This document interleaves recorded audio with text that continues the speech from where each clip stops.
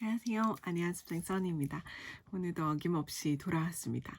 오늘은 창세기 41장에서 45장까지 읽는 날이네요. 모르시는 분들을 위해서 제가 잠깐 소개 말씀드리자면 저는 아내이자 그리고 10개월 된 이제 곧 11개월이네요. 딸을 두고 있는 엄마이기도 합니다. 현숙한 아내를 목표로 달려가고 있는 아내 연습생이기도 하고요. 네, 그러면은 가시죠. Let's go! Genesis chapter 41. When 2 full years had passed, Pharaoh had a dream. He was standing by the Nile when out of the river there came up 7 cows, sleek and fat, and they grazed among the reeds. After them, 7 other cows, ugly and gaunt, came up out of the Nile and stood beside those on the river bank. And the cows that were ugly and gaunt ate up the 7 sleek, fat cows. Then Pharaoh woke up. He fell asleep again and had a second dream. 7 heads of grain, healthy and good, were growing on a single stalk. After them, 7 other heads of grain sprouted, thin and scorched by the east wind. The thin heads of grain swallowed up the 7 healthy, full heads. Then Pharaoh woke up. It had been a dream. In the morning his mind was troubled, so he sent for all the magicians and wise men of Egypt. Pharaoh told them his dreams, but no one could interpret them for him. Then the chief cupbearer said to Pharaoh, "Today I am reminded of my shortcomings.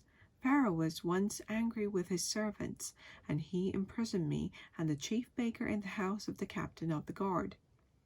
Each of us had a dream the same night, and each dream had a meaning of its own. Now a young Hebrew was there with us, a servant of the captain of the guard. We told him our dreams, and he interpreted them for us, giving each man the interpretation of his dream. And things turned out exactly as he interpreted them to us. I was restored to my position, and the other man was impaled." So Pharaoh sent for Joseph, and he was quickly brought from the dungeon. When he had shaved and changed his clothes, he came before the Pharaoh. Pharaoh said to Joseph, "I had a dream, and no one can interpret it. But I have heard it said of you that when you hear a dream, you can interpret it." "I cannot do it," Joseph replied to Pharaoh, "but God will give Pharaoh the answer he desires." Then Pharaoh said to Joseph, "In my dream I was standing on the bank of the Nile, when out of the river there came up 7 cows, fat and sleek, and they grazed among the reeds. After them 7 other cows came up, scrawny and very ugly and lean. I had never seen such ugly cows in all the land of Egypt. The lean, ugly cows ate up the 7 fat cows that came up first. But even after they ate them, no one could tell that they had done so. They looked just as ugly as before. Then I woke up. In my dream I saw 7 heads of grain, full and good, growing on a single stalk. After them 7 other heads sprouted, withered and thin and scorched by the east wind. The thin heads of grain swallowed up the 7 good heads. I told this to the magicians, but none of them could explain it to me."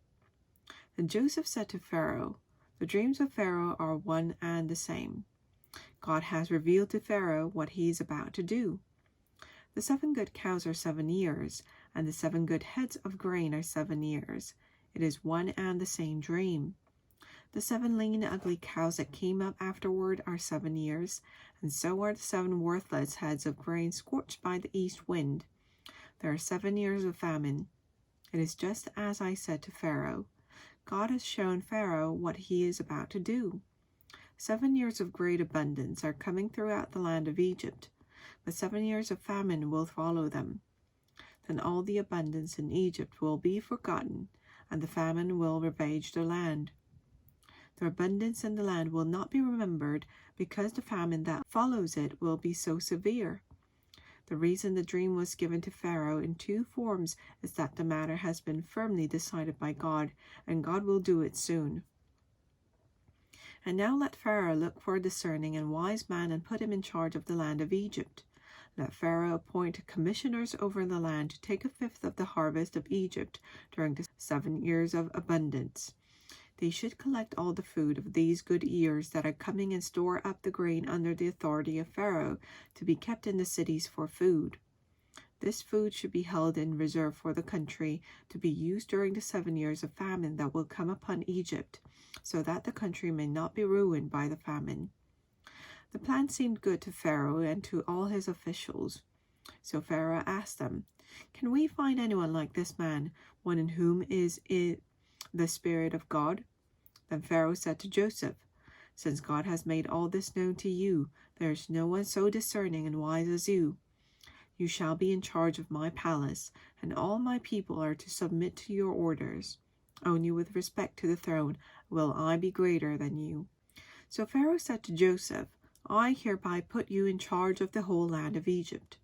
Then Pharaoh took his signet ring from his finger and put it on Joseph's finger. He dressed him in robes of fine linen and put a gold chain around his neck.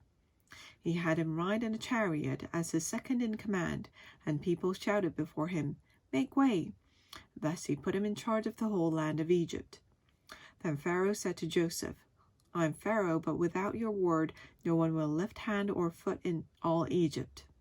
Pharaoh gave Joseph the name Zaphanath-Paneah and gave him Asenath, daughter of Potiphera, priest of On, to be his wife. And Joseph went throughout the land of Egypt. Joseph was 30 years old when he entered the service of Pharaoh, king of Egypt. And Joseph went out from Pharaoh's presence and traveled throughout Egypt. During the 7 years of abundance, the land produced plentifully. Joseph collected all the food produced in those 7 years of abundance in Egypt and stored it in the cities. In each city he put the food grown in the fields surrounding it. Joseph stored up huge quantities of grain, like the sand of the sea. It was so much that he stopped keeping records because it was beyond measure. Before the years of famine came, 2 sons were born to Joseph by Asenath, daughter of Potiphera, priest of On. Joseph named his firstborn Manasseh and said, "It is because God has made me forget all my trouble and all my father's household." The second son he named Ephraim and said, "It is because God has made me fruitful in the land of my suffering." The 7 years of abundance in Egypt came to an end, and the 7 years of famine began, just as Joseph had said. There was famine in all the other lands, but in the whole land of Egypt there was food.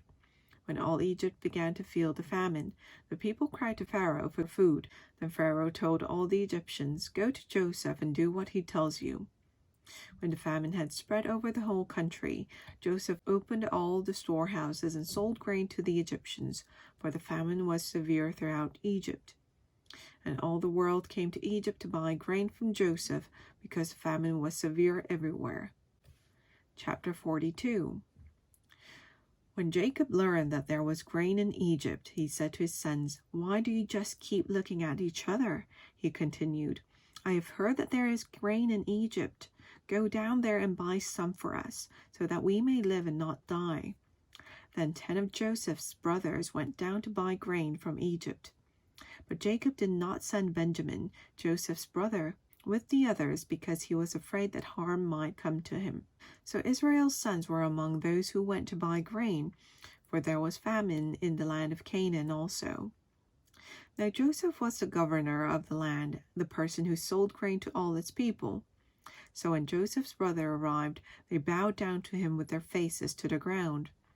As soon as Joseph saw his brothers, he recognized them, but he pretended to be a stranger and spoke harshly to them. "Where do you come from?" he asked. "From the land of Canaan," they replied, "to buy food." Although Joseph recognized his brothers, they did not recognize him. Then he remembered his dreams about them and said to them, "You are spies. You have come to see where our land is unprotected." "No, my lord," they answered. "Your servants have come to buy food. We are all the sons of one man. Your servants are honest men, not spies." "No," he said to them. "You have come to see where our land is unprotected." But they replied, "Your servants were 12 brothers, the sons of one man, who lives in the land of Canaan. The youngest is now with our father, and one is no more." Joseph said to them, "It is just as I told you, you are spies, and this is how you will be tested. As surely as Pharaoh lives, you will not leave this place unless your youngest brother comes here. Send one of your number to get your brother. The rest of you will be kept in prison, so that your words may be tested to see if you're telling the truth. If you're not, then as surely as Pharaoh lives, you're spies." And he put them all in custody for 3 days. On the 3rd day, Joseph said to them, "Do this and you will live, for I fear God. If you are honest men, let one of your brothers stay here in prison, while the rest of you go and take grain back for your starving households. But you must bring your youngest brother to me, so that your words may be verified, and that you may not die." This they proceeded to do. They said to one another, "Surely we are being punished because of our brother. We saw how distressed he was when he pleaded with us for his life, but we would not listen. That's why this distress has come on us." Reuben replied, "Didn't I tell you not to sin against the boy? But you wouldn't listen. Now we must give an accounting for his blood." They did not realize that Joseph could understand them, since he was using an interpreter. He turned away from them and began to weep, but then came back and spoke to them again. He had Simeon taken from them and bound before their eyes. Joseph gave orders to fill their bags with grain, to put each man's silver back in his sack, and to give them provisions for their journey. After this was done for them, they loaded their grain on their donkeys and left. At the place where they stopped for the night, one of them opened his sack to get feed for his donkey, and he saw his silver in the mouth of his sack. "My silver has been returned," he said to his brothers. "Here it is in my sack." Their hearts sank, and they turned to each other trembling and said, "What is this that God has done to us?" When they came to their brother Jacob in the land of Canaan, they told him all that had happened to them. They said, "The man who is lord over the land spoke harshly to us and treated us as though we were spying on the land." But we said to them, "We are honest men, we are not spies. We were 12 brothers, sons of one father. One is no more, and the youngest is now with our father in Canaan." Then the man who is lord over the land said to us, "This is how I will know whether you are honest men. Leave one of your brothers here with me, and take food for your starving households and go. But bring your youngest brother to me, so I will know that you are not spies but honest men. Then I will give your brother back to you, and you can trade in the land." As they were emptying their sacks, there in each man's sack was his pouch of silver. When they and their father saw the money pouches, they were frightened. Their father Jacob said to them, "You have deprived me of my children. Joseph is no more, and Simeon is no more, and now you want to take Benjamin. Everything is against me." Then Reuben said to his father, "You may put both of my sons to death if I do not bring him back to you. Entrust him to my care, and I will bring him back." But Jacob said, "My son will not go down there with you. His brother is dead, and he is the only one left. If harm comes to him on the journey you're taking, you will bring my gray head down to the grave in sorrow." Chapter 43. Now the famine was still severe in the land, so when they had eaten all the grain they had brought from Egypt, their father said to them, "Go back and buy us a little more food." But Judah said to him, "The man warned us solemnly, 'You will not see my face again unless your brother is with you. If you will send our brother along with us, we will go down and buy food for you. But if you will not send him, we will not go down, because the man said to us, "You will not see my face again unless your brother is with you."'" Israel asked, "Why did you bring this trouble on me by telling the man you had another brother?" They replied, "The man questions us closely about ourselves and our family. 'Is your father still living?' he asked us. 'Do you have another brother?' We simply answered his questions. How were we to know? He would say, 'Bring your brother down here.'" Then Judah said to Israel his father, "Send a boy along with me, and we will go at once, so that we and you and our children may live and not die. I myself will guarantee his safety. You can hold me personally responsible for him. If I do not bring him back to you and set him here before you, I will bear the blame before you all my life. As it is, if we had not delayed, we could have gone and returned twice." Then their father Israel said to them, "If it must be, then do this. Put some of the best products of the land in your bags and take them down to the man as a gift. A little balm and a little honey, some spices and myrrh, some pistachio nuts and almonds. Take double the amount of silver with you, for you must return the silver that was put back into the mouths of your sacks. Perhaps it was a mistake.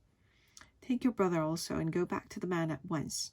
And may God Almighty grant you mercy before the man, so that he will let your other brother and Benjamin come back with you. As for me, if I am bereaved, I am bereaved." So the men took all the gifts and double the amount of silver, and Benjamin also. They hurried down to Egypt and presented themselves to Joseph.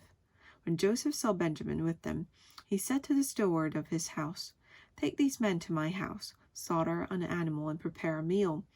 They are to eat with me at noon." The man did as Joseph told him and took the men to Joseph's house.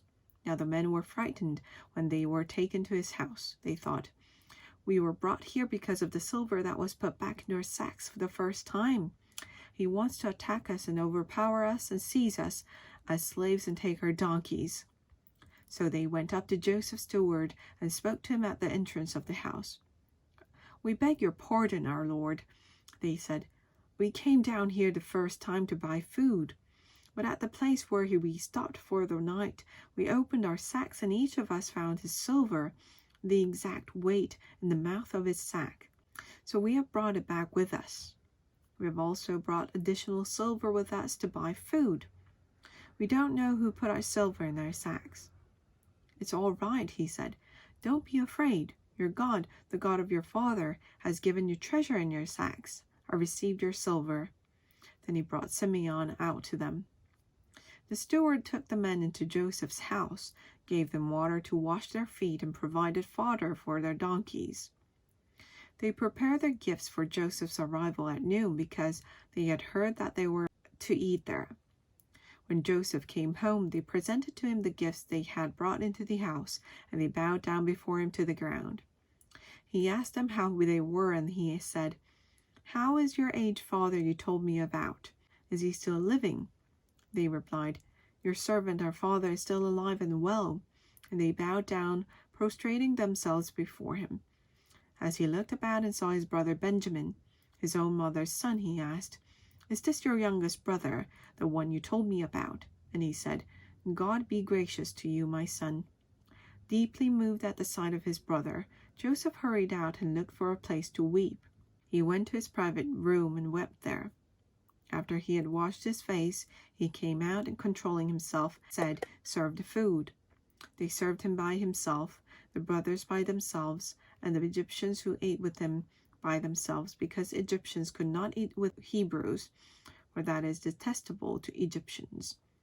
The men had been seated before him in the order of their ages, from the firstborn to the youngest, and they looked at each other in astonishment. When portions were served to them from Joseph's table, Benjamin's portion was 5 times as much as anyone else's. So they feasted and they drank freely with him. Chapter 44. Now Joseph gave these instructions to the steward of his house. "Fill the men's sacks with as much food as they can carry, and put each man's silver in the mouth of his sack. Then put my cup, the silver one, in the mouth of the youngest one's sack, along with the silver for his grain." And he did as Joseph said. As morning dawned, the men were sent on their way with their donkeys. They had not gone far from the city when Joseph said to his steward, "Go after those men at once, and when you catch up with them, say to them, 'Why have you repaid good with evil? Isn't this the cup my master drinks from and also uses for divination? This is a wicked thing you have done.'" When he caught up with them, he repeated these words to them. But they said to him, "Why does my lord say such things? Far be it from your servants to do anything like that. We even brought back to you from the land of Canaan the silver we found inside the mouths of our sacks. So why would we steal silver or gold from your master's house? If any of your servants is found to have it, he will die, and the rest of us will become my lord's slaves." "Very well then," he said, "let it be as you say. Whoever is found to have it will become my slave. The rest of you will be free from blame." Each of them quickly lowered his sack to the ground and opened it. Then the steward proceeded to search, beginning with the oldest and ending with the youngest. And the cup was found in Benjamin's sack. At this they tore their clothes. Then they all loaded their donkeys and returned to the city. Joseph was still in the house when Judah and his brothers came in, and they threw themselves to the ground before him. Joseph said to them, "What is this you have done? Don't you know that a man like me can find things out by divination?" "What can we say to my lord?" Judah replied. "What can we say? How can we prove our innocence? God has uncovered your servant's guilt. We are now my lord's slaves, we ourselves and the one who was found to have the cup." But Joseph said, "Far be it from me to do such a thing. Only the man who was found to have the cup will become my slave.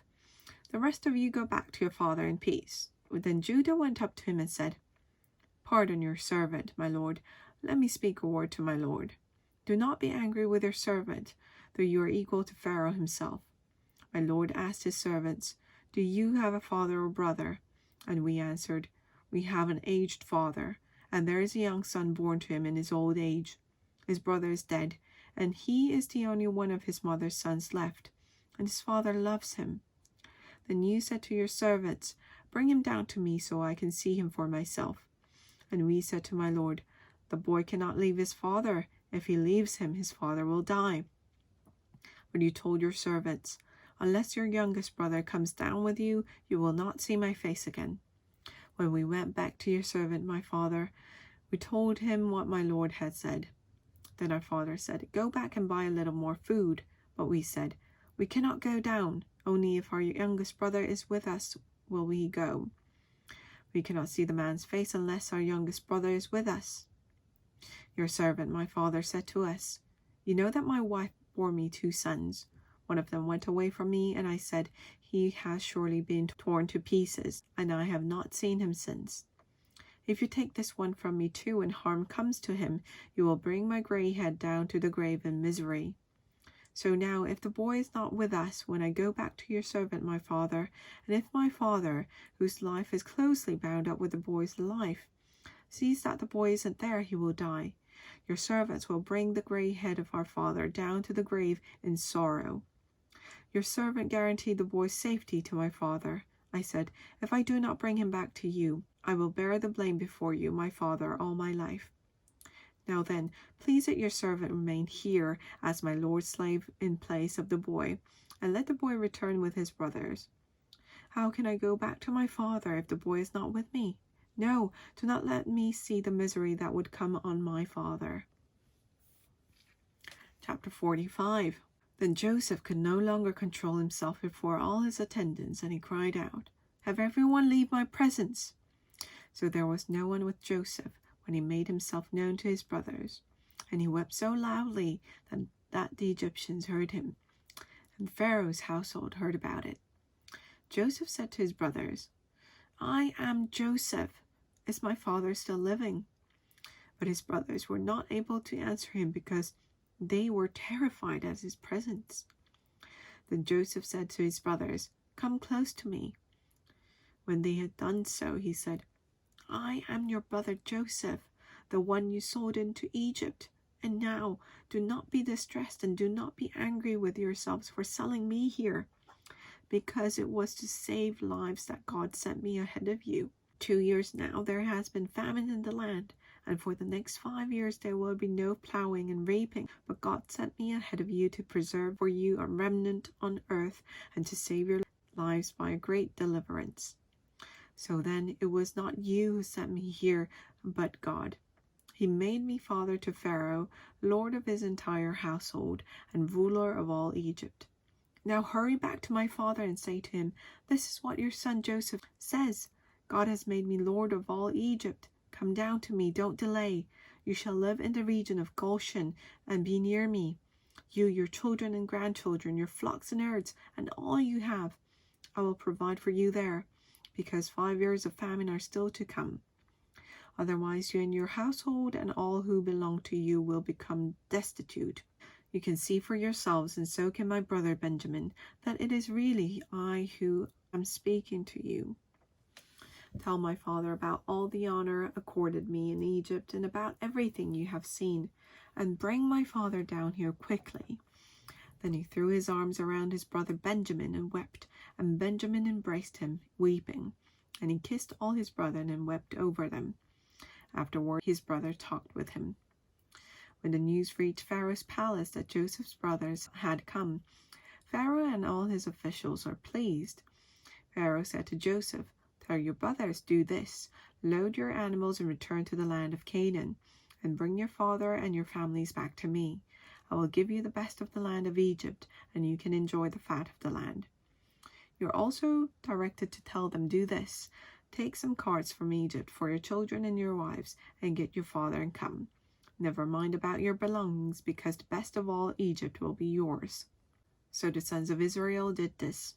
Joseph gave them carts, as Pharaoh had commanded, and he also gave them provisions for their journey.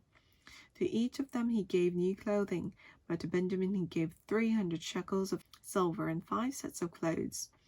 And this is what he sent to his father: 10 donkeys loaded with the best things of Egypt, and 10 female donkeys loaded with grain and bread and other provisions for his journey.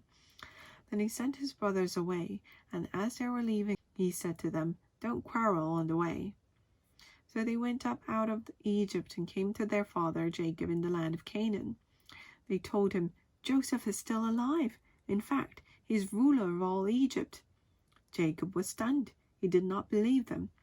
But when they told him everything Joseph had said to them, and when he saw the carts Joseph had sent to carry him back, the spirit of their father Jacob revived, and Israel said, "I'm convinced. My son Joseph is still alive. I will go and see him before I die." Amen. 너무나 많은 이야기들이 이 짧은 장에 있는 것 같아요.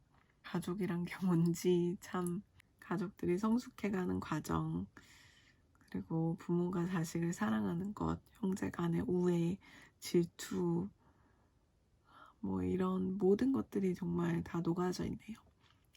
네, 오늘도 함께 해주셔서 감사드리고 저희 내일 또 만나요. 안녕!